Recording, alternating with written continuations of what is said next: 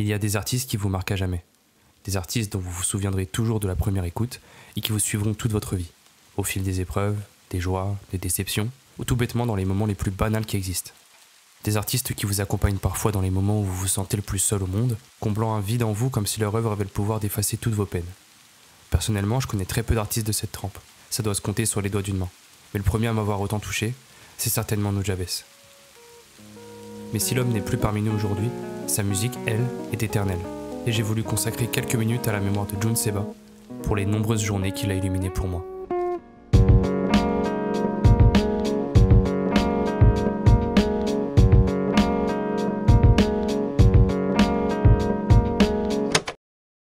Nujabes, de son vrai nom Jun Seba, c'est une légende absolue du hip-hop. Un producteur japonais qui a été le précurseur de nombreux mouvements comme le hip-hop instrumental, l'abstract hip-hop, le jazz hop, bref, un tas de genres fondateurs en hop que je m'amuserai pas à détailler ici, d'une parce que ça risque d'être très long, mais surtout parce que le nom de chacun de ces styles est assez évocateur pour que vous ayez à peu près une idée de quoi il s'agit. Et malgré ce statut et cette réputation qui impressionnerait n'importe quel puriste, même au-delà des frontières du Japon, je suis prêt à parier que la plupart d'entre vous ne le connaissent que de nom, et encore. Pourtant, sans même le savoir, vous avez peut-être déjà entendu un de ces morceaux, que ce soit en vous perdant sur YouTube, au détour d'un montage ou d'une playlist. Alors je vais essayer de vous rafraîchir la mémoire.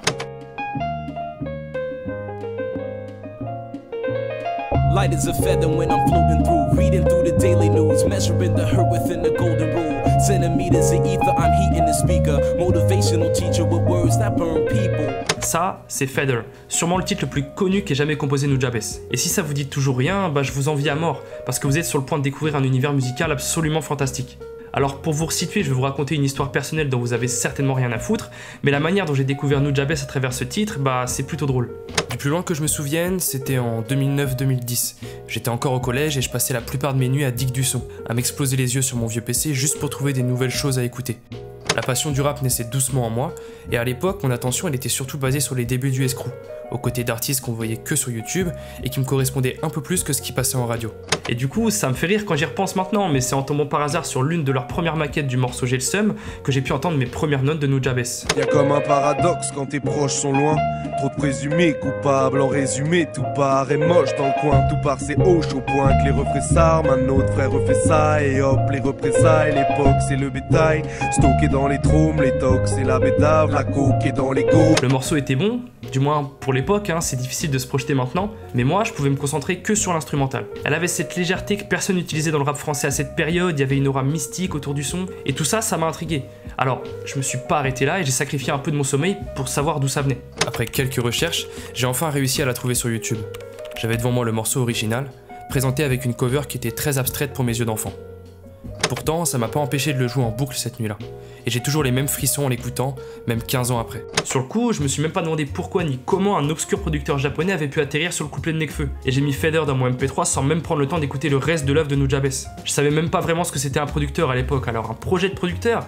Non, je suis passé à autre chose directement. Bref, là où je veux en venir, c'est que chaque personne un tant soit peu fan de Nujabes que j'ai eu la chance de rencontrer, ils se souviennent parfaitement de la première fois où ils l'ont écouté. Mais genre précisément, c'est comme si ça marquait une sorte d'avant-après dans leur vie d'auditeur. J'abuse peut-être un peu, mais je pense que vous avez tous une histoire là-dessus pour ceux qui le connaissent. Pourtant, à première vue, c'est une musique assez simple, mais quand on se met à l'écouter, c'est souvent dans un contexte particulier, ça pose une ambiance calme dont on avait bizarrement besoin à ce moment-là, et que ce soit conscient ou non en fait.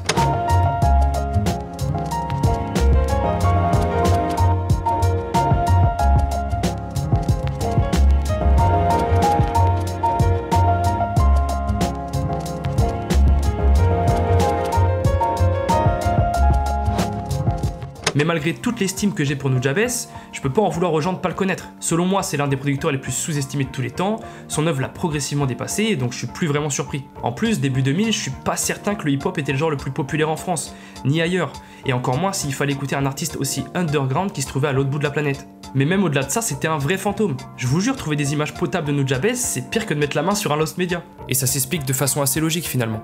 Entre les années 90 et 2010, prendre des photos ou des vidéos, c'était loin d'être un réflexe. Du moins, pas comme aujourd'hui. Alors avant de passer pour un vieux con réac avant l'âge, je vais quand même nuancer le propos. Nujabes c'était quelqu'un de très introverti et par conséquent c'était quelqu'un d'extrêmement discret. Tous ses proches le confirment, que ce soit ses collaborateurs, ses amis ou sa famille. Jun, il s'enfermait dans le son et il avait sûrement que ce biais-là pour pouvoir s'exprimer pleinement. Et honnêtement, il l'a fait de la plus belle des manières. Pourtant, pour lui, c'était juste un mec normal.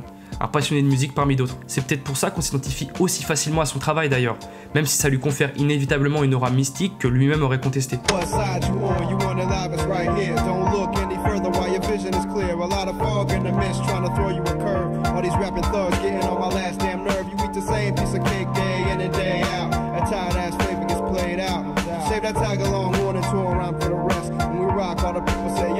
À peu près tous les gens qui sont passés à travers son œuvre ont trouvé en lui une manière de traduire leurs émotions, quelqu'un qui les comprend à travers la musique. Et il y a une raison très simple au fait qu'on relate autant aux compositions de Nujabes, ou du moins aux sentiments qu'elle convoque. Je parlais de musique simple tout à l'heure, mais c'est pas vraiment le mot. Disons plutôt qu'il fait de la musique minimale. Et encore, c'est même pas ça, parce que si on creuse un peu plus loin, c'est un process archi complexe. Même si plusieurs rappeurs, musiciens et compositeurs posaient sur ses créations au fil des projets, les instruments et le rythme prenaient le pas sur la voix. Ça inversait tout simplement le rapport de force habituel au profit d'un langage universel qui dépasse les barrières de la langue ou de l'expression. On écoute du son, c'est tout. Une musicalité pure qui se substitue presque à la nécessité d'une voix et que tout le monde peut comprendre donc. Parfois on est limite en train d'écouter de la poésie. Pas besoin de savoir ce qui se dit, on comprend les émotions du rappeur juste par le ton et par sa manière de poser.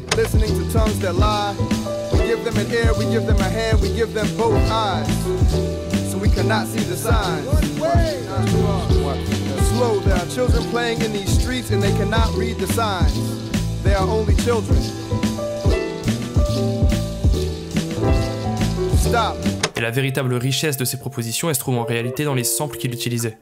Le génie de Nujabes était d'ailleurs bien plus souvent attribué à ses talents de sampleur qu'à toute autre corde qu'il pouvait avoir à son arc. Vous vous en doutez, il a étudié la musique depuis son plus jeune âge, et en tant que passionné, il a très vite lié cet attrait à sa vie professionnelle. En effet, dès ses 20 ans, Jun il a ouvert une boutique de vinyle à Shibuya, le quartier qui est un peu l'épicentre de la culture moderne japonaise. En étant disquaire à plein temps, il a pu continuer à se forger une culture musicale hors du commun. Il avait accès à tout un tas de projets méconnus, de tous les styles et de toutes les époques. En effet, il avait la chance de pouvoir faire importer tous ses trésors alors qu'Internet n'existait pas, et qu'il était très compliqué d'élargir ses horizons. Par conséquent, il avait un rapport avec la musique très différent de celui des DJ de l'époque, avec des goûts subtils et une connaissance poussée de la musique qui lui permettait de créer des instrumentales que personne n'avait encore l'audace de produire à l'époque. Il officiait dans son antre, le Guinness Records, qui, comme tous les autres magasins de disques de Tokyo, avait sa propre couleur, son identité et sa spécialisation. Sans surprise, la boutique de notre homme avait la réputation d'être le spot hip-hop underground de la capitale, et l'un des seuls en réalité. Avec sa boutique, il voulait créer une sorte d'espace où n'importe qui pouvait venir se couper du monde, s'installer dans une atmosphère hors du temps en écoutant ce qui se faisait de mieux en termes de musique, un espace de partage unique pour les passionnés, pour des gens comme lui en fait.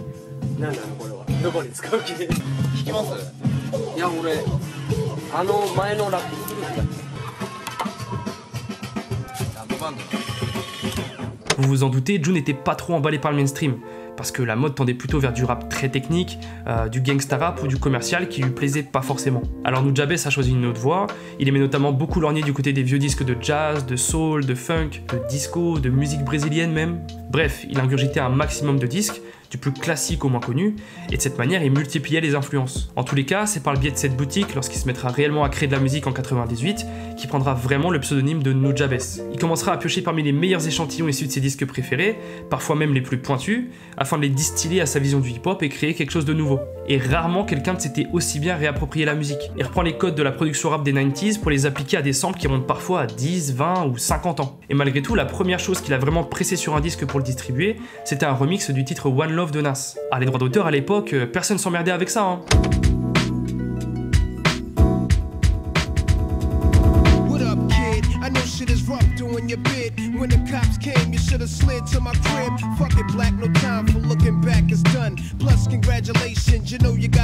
Et il a été malin, puisqu'il a directement mélangé ses disques parmi d'autres vinyles du rappeur, et son pote Pace Rock à l'époque qualifiait même ça d'escroquerie sur le ton de la rigolade. Il avait fait un bootleg de One Love de Nas, c'est ce que son frère m'a dit. Il le pressait sur vinyle et le jetait dans les bacs, de sorte à ce que les gens qui cherchaient du Nas, qui était l'un des meilleurs artistes à l'époque, tombaient sur ce disque étrange en se demandant mais qui c'est Nujabes ? Sans même savoir qu'il s'agissait du propriétaire du magasin. Et Tokyo comptant des dizaines de millions d'habitants, soit presque autant de clients potentiels pour la boutique, en vrai, c'était pas une mauvaise combine. De là, il a pu se faire connaître et se mettre vraiment à produire, notamment la même année avec un 36 titres intitulé Sweet Sticky Thing. C'était tout simplement un regroupement de mix basé sur des samples aussi rares qu'exceptionnels, tirés de sa collection gigantesque. Cela dit, le projet est considéré comme le Graal parmi les collectionneurs de hip-hop underground, étant donné sa sortie extrêmement limitée, uniquement sur cassette, et localement à Tokyo. Il s'agit de la première œuvre complète réalisée sous le pseudonyme de Nujabes, et ça, c'est une pièce historique. D'ailleurs, si vous en avez une copie, contactez-moi, je suis grave preneur.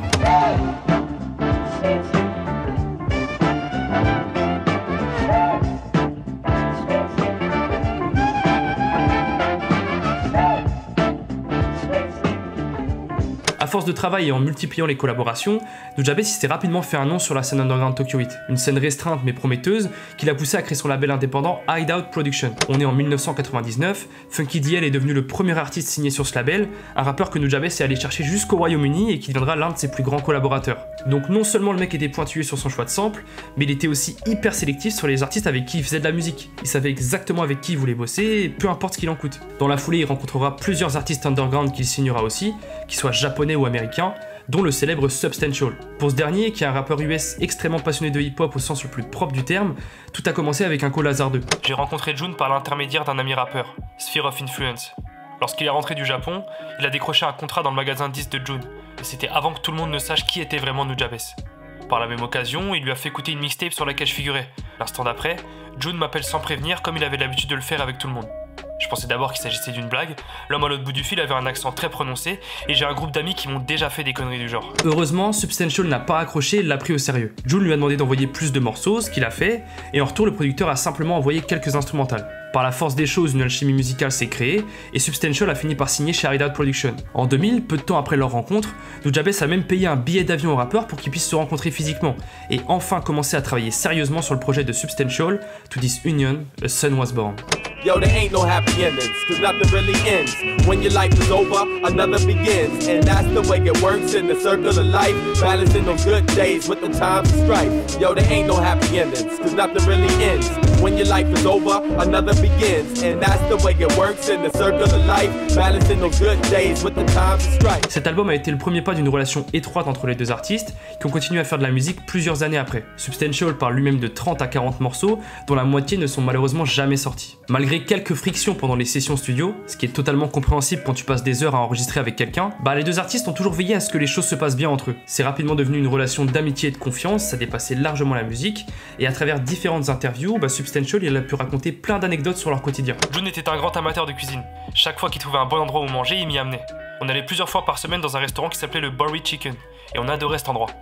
Bien manger, partager un repas, ça faisait complètement partie de notre processus créatif en fait. Partager de la musique, partager de la bonne nourriture, c'est du pareil au même, non? À travers cette anecdote, je peux pas m'empêcher de voir un rapport avec le nom de la mixtape Ristorante, dont le sous-titre explique que créer de la bonne musique, c'est comme cuisiner un bon repas. Une mixtape sortie en 2002 avec un thème porté sur l'art culinaire donc, avec des instruments doux et un rythme reposant. C'est une pièce rare de l'œuvre de Nujabes que j'ai découverte que très tard, et en effet, jusqu'à preuve du contraire, elle est parfaite pour cuisiner.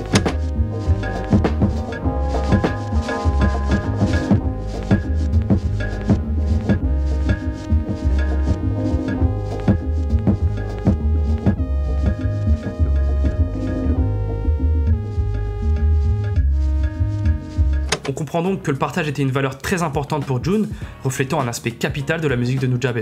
Et en réalité, on retrouve énormément de sa personnalité dans sa musique, avec des intérêts qui résonnent avec ceux de ses auditeurs. Quand on écoute ses compositions, on écoute des fractions entières de l'artiste, qui peuvent se nuancer en fonction du moment et de l'endroit où on l'écoute. Certaines compos évoquent la joie, d'autres la tristesse, il y en a qui aident à se relaxer et d'autres sont juste une sorte de chaos sans nom. Notre homme inspirait donc profondément Substantial, et plus tard le rappeur est retourné à Tokyo pour enregistrer Bless in It, l'introduction du projet Metaphorical Music, le premier chef-d'œuvre de Nujabes.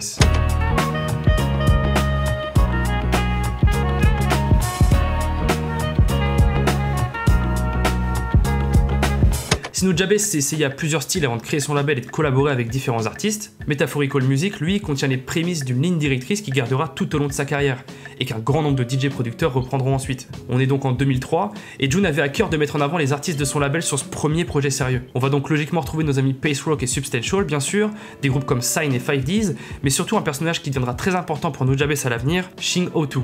Mais vous inquiétez pas, on va en reparler plus tard. Je vais citer pas mal de tracks de l'album sans malheureusement pouvoir tous vous les faire écouter, mais disons que ça permettra d'éveiller votre curiosité. Et franchement, si ça vous pousse à aller checker ne serait-ce qu'un extrait du projet, j'aurais rempli ma mission. Toujours est-il que Metaphorical Music est la preuve qu'on peut mélanger la sérénité du jazz et quelques instruments traditionnels japonais avec le rythme et la robustesse caractéristiques du hip-hop.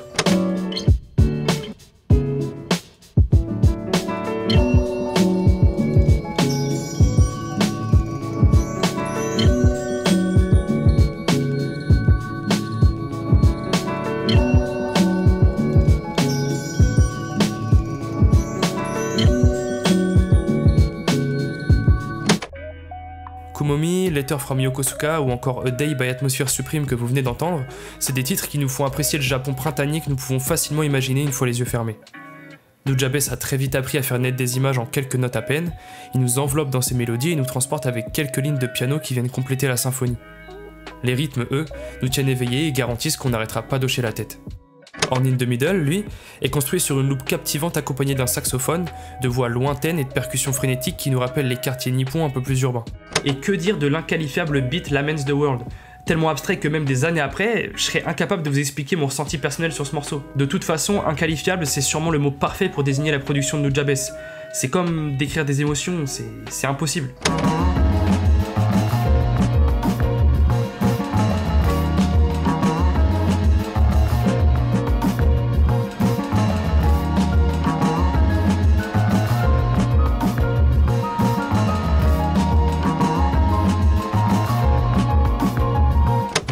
Tout ça, ça concerne surtout les morceaux instrumentaux de l'album. Mais il faut aussi qu'on parle de toutes les fameuses collaborations issues du label Hideout Production. Malgré une présence importante dans la tracklist, les rappeurs en feat sur Metaphorical Music ne font qu'ajouter à l'immersion générale de l'album. Des MC dont les flows se fondent dans l'atmosphère éthérée et sensuelle de celui-ci. En effet, tous réussissent brillamment à compléter le son unique de Nujabes, avec leurs paroles provocantes et leurs voix discrètes. Une douce puissance qui qualifie parfaitement le projet. Ça donne une exposition aux artistes d'Hideout Production, une chance de briller et d'expérimenter auprès d'un public qui n'avait pratiquement jamais entendu parler d'eux auparavant. Sans oublier que ça rajoute une authenticité à l'aspect underground du projet, on discerne la passion pure de toutes les parties prenantes, et c'est sûrement ce que cherchait Nujabes avant tout. A noter aussi l'utilisation des samples incroyables de Pharoah Sanders, Miles Davis, Baden Powell ou même Francis Lai, qui évidemment laissent une marque indélébile sur le projet. Rush a cold to a diamond, eyes forever shining. Your beauty alone inspire a nigga to rhyming. Thinking of the better things in life. Thinking of how I could persuade you to become my wife. Hand in hand as we floating over tropical sands. You're my lady, I'm your man, so let's further advance to the next scene. Me sleeping next to you resting. You're the personification of all God's blessings. En tout cas, voici mon semblant d'analyse sur ce premier album, qui est plutôt positive en somme. Mais je l'ai déjà dit, certains morceaux sont tellement abstraits que toute interprétation est bonne à prendre. Je suis curieux d'avoir l'avis de tous ceux qui l'ont déjà écouté en commentaire. Cela dit, je trouve qu'il manque encore d'un petit quelque chose à cet album. Il suffit de comparer l'épilogue Peaceland avec The Final View qui arrive juste avant. The Final View donne envie de s'y replonger, tandis que l'autre est tellement saccadé qu'il en est presque devenu antipathique pour certains. Plus largement, Metaphorical Music donne parfois l'impression d'être une véritable montagne russe, manquant à certains moments d'originalité par rapport à ce qu'il sera capable de proposer sur ses prochains projets. Mais c'est normal, je me permets de vous rappeler que c'est son premier vrai projet et ses premières collaborations. Il a créé un tout nouveau courant musical, la presse l'a acclamé et l'a même qualifié de génie tant il semblait sortir de nulle part. C'est pas rien et tout était encore à faire. Quoi qu'on en dise, Metaphorical Music aujourd'hui, il met tout le monde d'accord. C'est l'ancêtre de toutes les playlists lo-fi hip-hop que vous voyez publier sur YouTube, et Nujabes c'est un peu le daron de tout ça, même s'il faut vraiment nuancer cet héritage. Pour produire l'album, Nujabes a principalement utilisé une SP1200, un vieux sampler de l'époque. Combinez ça à l'échantillonnage de vieux vinyles et à l'absence d'un mixage adéquat, et voilà. Vous obtenez un son lo-fi avec des crépitements de disques et tout le reste. C'était une époque où il fallait tout faire soi-même. Si t'avais pas d'ingé son pour mixer tes morceaux, bah ça sonnera lo-fi. Du coup, Jun n'avait sûrement pas pour objectif d'ajouter cette qualité audio discutable à sa musique, c'était surtout là parce que le matos qu'il utilisait lui laissait pas forcément le choix. Et même si c'est pas volontaire, bah j'adore cette esthétique. Finalement, Nujabes est passé outre, il sortait ses compos en connaissant le résultat et il a fait avec.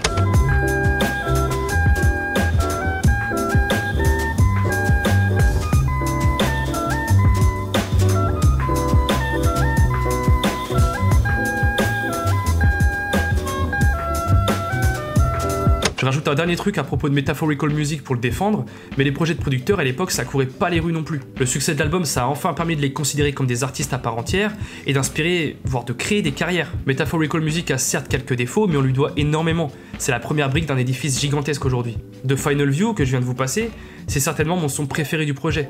Il clôture avec style ce chef-d'œuvre de l'instrumental. Le titre brille vraiment au milieu des autres, avec des cuivres qui s'envolent majestueusement, une flûte perçante, des tons de piano jazzy et des chants subtils qui viennent fermer la marche. Une fraîcheur pleine de mystère qui invite à l'aventure comme une course effrénée dans le brouillard, et je pense qu'on peut pas mieux caractériser la musique de Nujabes.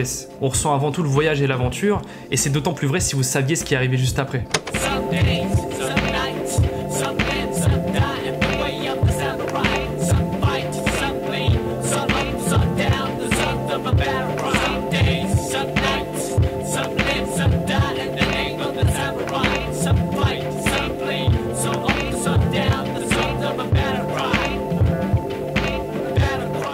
Un an plus tard, en 2004, c'est à travers la bande originale de Samurai Champloo, un excellent animé japonais, que Nujabes se fera connaître du plus grand nombre. Bien que n'étant pas le seul homme derrière cette imposante bande originale, il en signe néanmoins ses pièces maîtresses. Tout d'abord le générique d'ouverture, Battle Cry que vous venez d'entendre, et l'outro, Shiki no Uta, qui est une perle intemporelle. Plus exactement, son intervention sur l'OST de la série se découpe en 2 parties. Departure, où il réalise 7 morceaux, et Impression, sur laquelle il en réalise 8.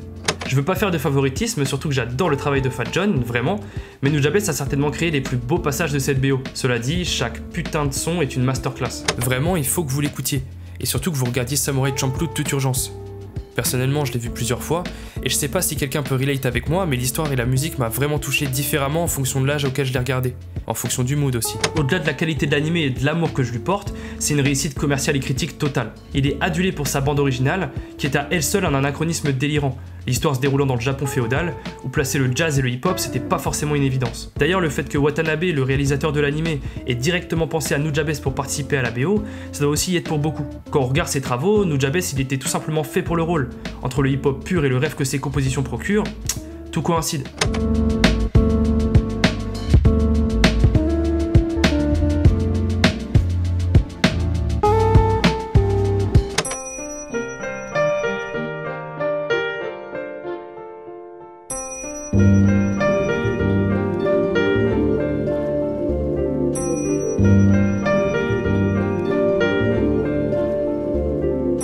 On va décortiquer un peu les morceaux de la BO, mais si vous avez le malheur de pas connaître Samurai Champloo, voici un petit résumé avant que vous puissiez aller réparer votre erreur. L'histoire se déroule dans une version fictive de l'ère Edo au Japon, où une jeune fille nommée Fu se fait accompagner par 2 individus. Mugen, un ancien pirate extravagant devenu vagabond, et Jin, un samouraï impassible. Ils partent ainsi à la recherche d'un mystérieux samouraï qui sent le tournesol, et vivent diverses aventures à travers le Japon. C'est drôle, poétique, intelligent, je vous le recommande encore une fois, surtout si vous aimez le rap et encore plus si vous avez une affinité pour la culture nippone. La soundtrack est magnifique, et le fait que ce soit le seul animé où je passe jamais l'opening ni l'ending prouve bien qu'on est en face de quelque chose d'exceptionnel. La participation de Nujabes enjolive ce voyage et tout ce qui y est lié, les longs moments de silence, de contemplation, de solitude ou de fraternité, de découverte, de péripéties et d'inattendus. Bref, tout est plus beau avec Nujabes de toute façon.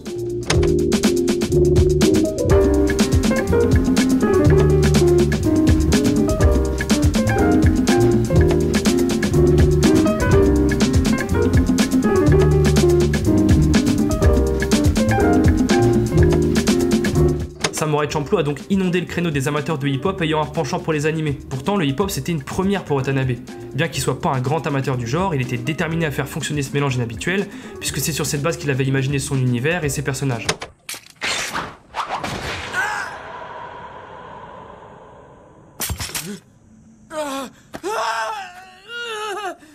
Forget all that formal crap about coming at me one at a time. I'll take all you bitches on! Oh yeah! Get him!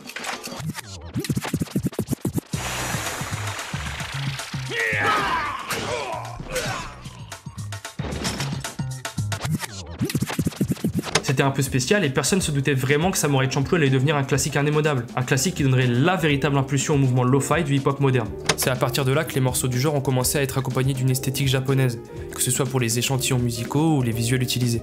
Vous me ferez pas dire le contraire, c'est souvent tiré d'animé ou du Japon des années 80-90. La qualité des enregistrements grandissant rapidement, ça devenait une mode, comme mettre un filtre Instagram sur une photo, mais juste avec de l'audio. Le lo-fi, je vois ça comme la nostalgie d'une époque révolue. Je pense que c'est un mouvement porté par des gens qui cherchent avant tout le romantisme dans ce qu'ils n'ont pas vécu, en se basant sur une esthétique imaginaire des années 80 ou 90. Mais maintenant, je me rends compte que c'est juste la façon dont l'art est consommé. Nous aussi, on s'en plaît nos aînés finalement. Les choses vont par cycle, mais on n'est plus en 95, et perso, j'aime pas la nostalgie. J'ai connu cette époque et je veux vraiment pas revenir en arrière musicalement. Que ce soit par le son, l'esthétique ou un peu des deux, Samurai Champloo a inspiré et touché les gens différemment des autres animés. Et c'est toujours le cas même 15 ans après sa sortie. Le message sous-jacent de l'animé d'ailleurs il déborde de philosophie. Il explique que le voyage est plus important que la destination, que toute chose a une fin, même les plus belles, et il reprend globalement un tas de valeurs que Nujabes a pu partager au cours de sa carrière. Ça paraît cliché dit comme ça, mais regardez-le vraiment. Vous verrez, c'est archi touchant. Bref, l'accès à la BO facilité par internet et l'émergence d'un fort intérêt pour le Japon en ce début de siècle, tout ça, ça a poussé Nujabes sur le devant de la scène. Les fans se multiplient, pendant que notre homme, toujours d'une discrétion légendaire, préparait une véritable bombe.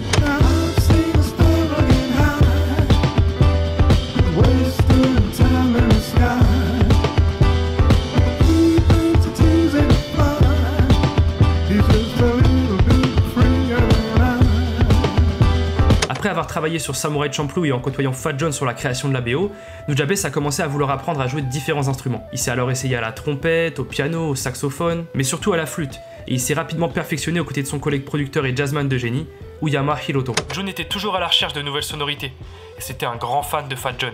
Il a commencé à jouer de la flûte juste parce qu'il avait découvert que Fat Joe en jouait. C'était une sorte de rivalité amicale et ça le boostait. Je pense que les plus grands artistes sont généralement bien entourés et qui sont presque toujours influencés par ceux avec qui ils travaillent. Et ça marche évidemment dans les deux sens.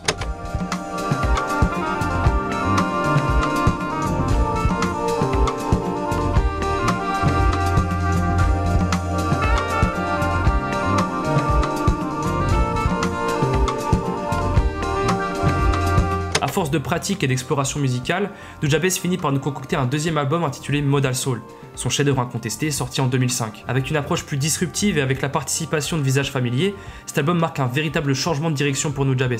Plus d'influence, plus de prise de risque, plus d'originalité, et c'est ça qui plaira pas à tout le monde au premier abord. Pourtant, c'est bel et bien sa pièce maîtresse, celle qu'on retient aujourd'hui et sur laquelle on revient à chaque fois dès qu'on a envie de s'apaiser, de se concentrer ou de penser à autre chose que la rapidité et la violence du monde. Le jazz est à nouveau prépondérant sur l'album. Jun sample des artistes légendaires comme Yusef Lateef ou Chet Baker. Mais mieux que ça, il parvient à trouver des perles dans des endroits un peu plus obscurs, comme le groupe de rock progressif Gypsy, la chanteuse brésilienne Nana Caymmi ou la compositrice Noriko Kose. Le sample le plus connu de toute la discographie de Nujabes, c'est peut-être bien celui d'I Miss You de Noriko Kose d'ailleurs, que l'on retrouve dans Reflection Eternal.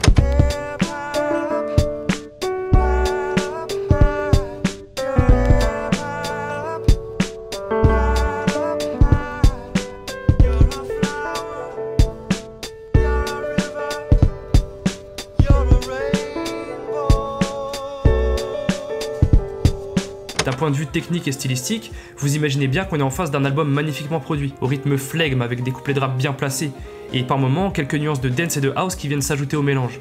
Il est peut-être un peu plus lent et doux que Metaphorical Music, peut-être un peu plus difficile à aborder aussi, et c'est pour ça que je vous conseille de commencer par ses travaux précédents si vous voulez l'apprécier pleinement. Côté mixage et mastering, on abandonne progressivement le lo-fi.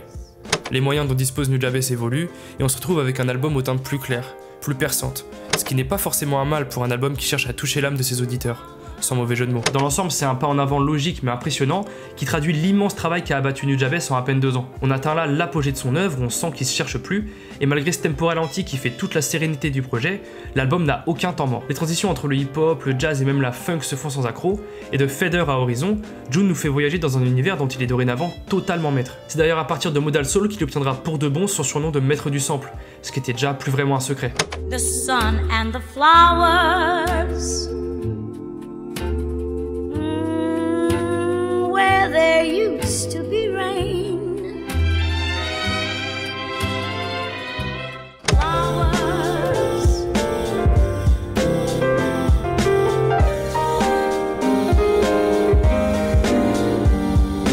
Flowers.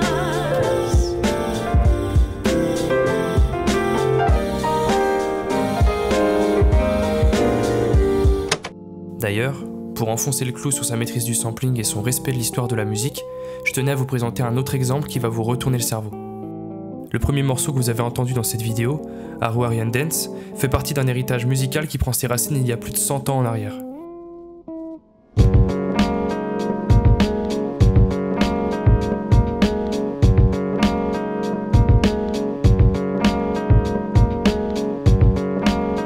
Le sample utilisé dans ce morceau est tiré du titre de Lamp is Low de Laurindo Almeida, sorti en 1969 et qui est déjà un échantillon rarissime.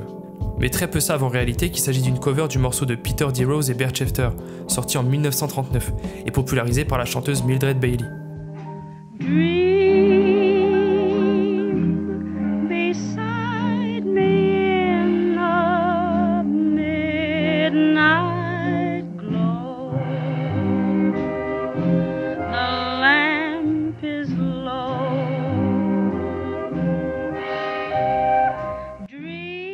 Ça fait beaucoup de monde, mais le pire c'est que ça s'arrête pas là. Ce vieux titre est lui-même adapté d'une composition classique de 1899, écrite par le français Maurice Ravel, Pavane pour une infante défunte.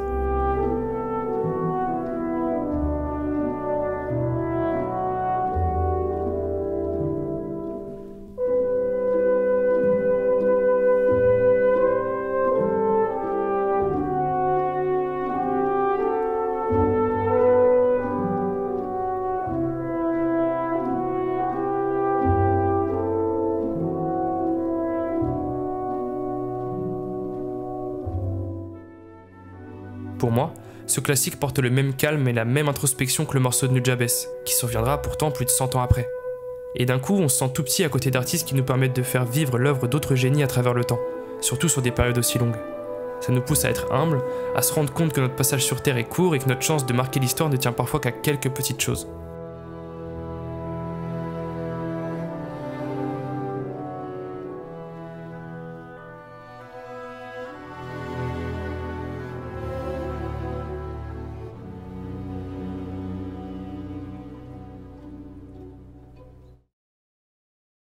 Bon, je me suis un peu écarté de l'album, mais c'est exactement le même sentiment que j'ai ressenti avec Modal Soul. Nujabes nous a laissé une pièce intemporelle, qui est toujours aussi belle 20 ans après, et qui j'en suis sûr le sera tout autant d'ici une centaine d'années. Je vous laisse le découvrir par vous-même, j'ai pas vraiment les mots pour décrire un tel chef-d'œuvre, donc personne ne remettra jamais la légitimité en question.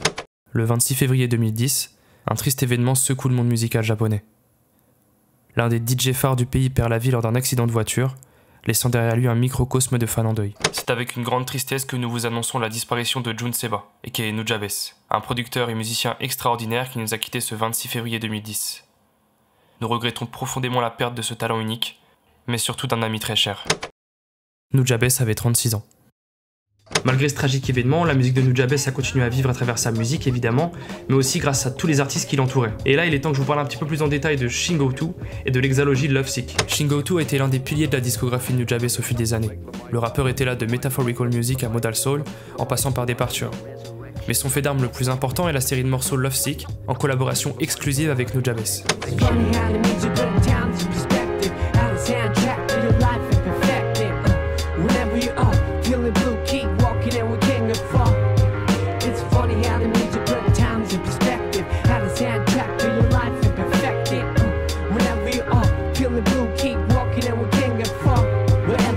Lovesick, c'est une entité rare non seulement sur la scène hip-hop japonaise, mais aussi en général. Cette série en 6 parties, qui s'étend sur plus de 10 ans, elle a résisté à l'épreuve du temps et c'est devenu l'une des collaborations les plus intéressantes de la scène hip-hop instrumentale. C'est une série qui pue le hip-hop et qui lui rend vraiment honneur. On y retrouve un flow rap précis et aguerri, des lyrics profondes, des passages de scratch absolument incroyables, et une utilisation toujours aussi intelligente de samples et d'instruments qu'on n'a pas forcément l'habitude de croiser. Voir le duo évoluer sur l'exalogie Lovesick est l'une des plus belles expériences musicales qui m'a été donnée de voir. On assiste à une valse entre un producteur exceptionnel et un rappeur qui complète parfaitement l'instrumental, sans la dominer grossièrement. Une alchimie rare et pure en somme, et qui n'a aucun semblant, du moins à ma connaissance. Les 3 premiers morceaux de la série sont sortis lorsque Nujabes était encore vivant.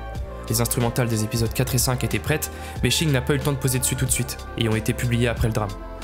Mais du coup, au final, il manquait encore une partie à la série.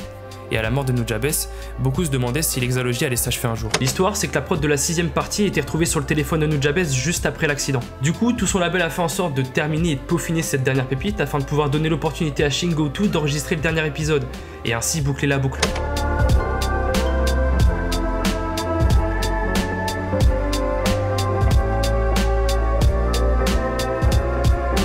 Finalement, le 26 février 2013, soit symboliquement 3 ans après la mort du DJ, Lovesick partie 6 est publié sur YouTube, à la surprise générale.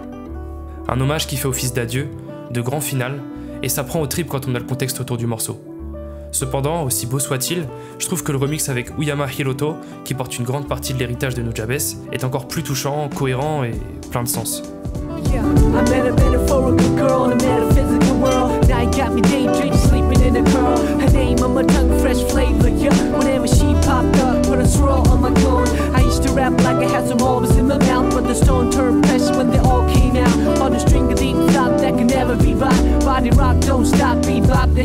Ils ont véritablement pris le temps de finir cette série légendaire, dont les thèmes tournent autour de l'amour, de la fraternité, de la vie surtout. Donc quoi de plus beau et plus symbolique que ça? On sait tous que l'amour peut rendre malade. Ce véritable amour qui bouleverse notre monde, c'est un sentiment qui peut nous transformer, nous rendre impuissants, ou nous pousser à crier de toute notre âme. L'amour défie la raison. Il frôle la folie et la spiritualité, et parfois, contre toute attente, l'amour serait bien capable de nous pousser à créer quelque chose qui nous marquera toute notre vie. C'est le message global que j'essaye de faire passer à travers la série Lovesick, entre autres thèmes plus subtils, et ma relation fraternelle avec Nujabes représente plutôt bien ce message. Et au-delà de ça, Shingo-2 a continué à organiser de nombreux concerts pour honorer la mémoire de Nujabes. Lui et l'ensemble du label Hideout Production continuent à faire vivre sa musique non seulement à travers les disques, mais aussi à travers les foules qui se regroupent à ses concerts aux 4 coins du monde.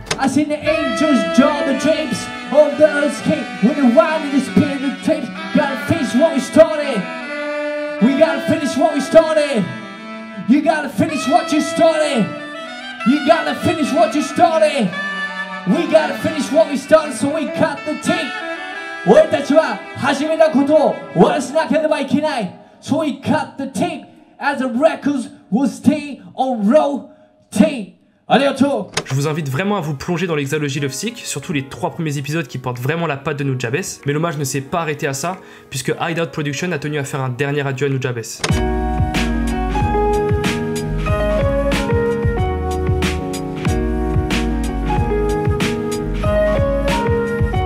Nous voici donc devant Spiritual State, un album posthume sorti en 2011, avec ce nom évocateur et poétique qui veut presque tout dire. Mais quid de ce dernier cadeau? Eh ben tout dépend de la manière dont on perçoit cet album. Si on le prend comme un dernier hommage à Nujabes, ben l'album est bon. Il nous emporte dans une mélancolie qui joue sur la corde sensible, entre autres grâce à la présence d'Uyama Hiroto, aujourd'hui à la tête d'Hideout Production, qui s'est occupé de finir ce que Nujabes avait laissé derrière lui. On se retrouve donc avec une majorité de mélodies lentes à la flûte et au piano, mais surtout avec les pleurs du saxophone d'Uyama, qui nous berce pendant la majorité du voyage.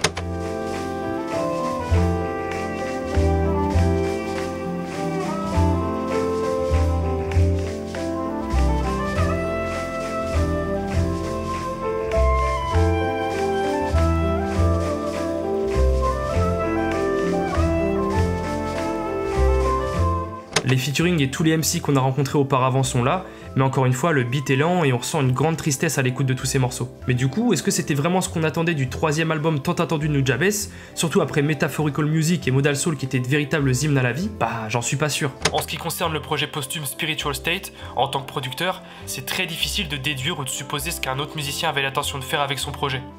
Ça a été incroyablement difficile de faire correspondre les sons et l'instrumentation pour cet album. Personnellement, je l'adorais en état, mais c'était compliqué de faire sonner les sons correctement.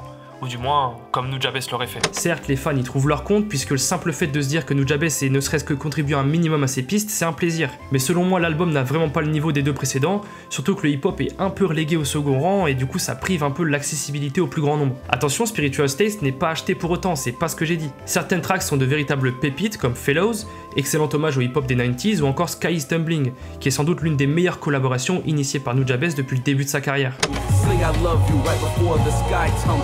Put it in the atmosphere, raise it up until we're near, touching on the face of God, maybe now he's gonna hear, joy coming in the morning, most of us will shed a tear, looking at the final act, hoping that we hold it dear, put it in the atmosphere, raise it up until we're near, touching on the face of God, maybe now he's gonna hear. Yes, et City Lights laisse s'exprimer Pace Rock et son flow qui continue de faire des miracles aujourd'hui, mais malheureusement l'album joue encore trop sur l'hommage. J'aurais préféré voir Nujabes vivre encore une dernière fois à travers ses compositions, et pas qu'on nous rappelle une fois de plus qu'il est plus des nôtres. Quoi qu'il en soit, Nujabes a su, de manière humble et discrète, marquer à jamais l'histoire de la musique. À force d'écouter certains de ses titres pendant plusieurs années, on finit par y mêler des sentiments personnels, puis on les réécoute justement pour ressentir ces mêmes sentiments, ressentir ses souvenirs, et ressentir ce que l'artiste a voulu nous transmettre. Nujabes a réussi à réunir tous les amoureux de la musique sous une même bannière, de sa petite boutique de vinyle à Shibuya à l'œuvre gigantesque qu'il a laissée au monde.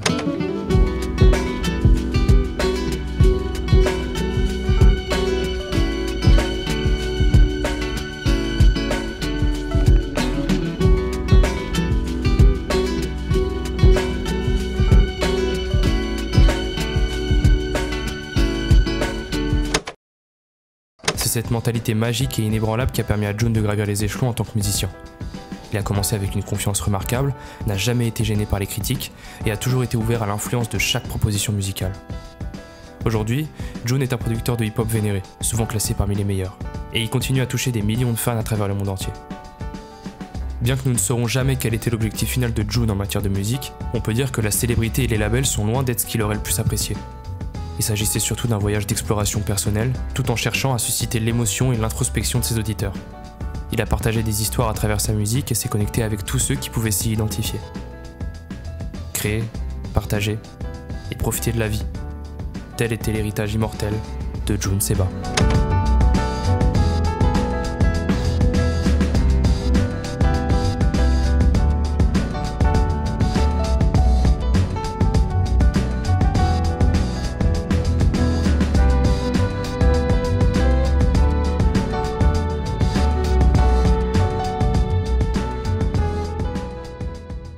Et voilà l'équipe, la vidéo est terminée, j'ai passé énormément de temps dessus, mais bon, c'est pour fêter les 20 000 abonnés et surtout pour rendre hommage à un artiste que j'adore, donc j'espère qu'elle vous aura plu. Franchement, j'aime pas demander ça, vous savez déjà, mais abonnez-vous, mettez un like, partagez cette vidéo autour de vous, il y a vraiment rien qui puisse mieux récompenser mon travail en vrai. Surtout que YouTube démonétise l'ensemble de mes vidéos à cause des droits d'auteur, donc si on peut donner un peu de visibilité à tout ça, bah j'en serais le plus heureux. Je vous mets aussi quelques liens en description pour checker mes réseaux sociaux et ma chaîne Twitch, je vais être archi présent sur ces médias-là, donc si vous aimez la scène rap underground, juste passez faire un coucou. Bref, j'en ai fini avec la promo, merci d'avoir regardé la vidéo jusqu'au bout, j'espère surtout qu'elle vous aura plu, même si ça sort un peu de ce que je fais d'habitude. Et puis voilà, bah, j'ai hâte de voir vos retours en tout cas. C'était Péché, on s'attrape vite, et surtout Europe nous Jabez.